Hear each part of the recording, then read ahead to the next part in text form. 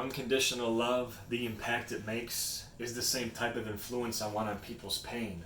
The only way to do it is sing for the moment. Yeah, the only way to do it is to scheme for the broken.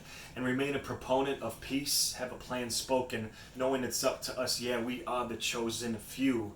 So let this burden get strapped with the rope tied tight to the small of my back. I'll carry weight similar to the smallest of ants, up to 50 times what I weigh. How about that?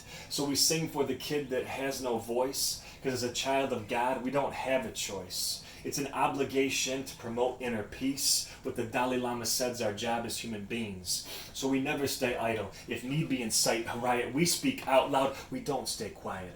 But we only keep it verbal, no throwing a punch.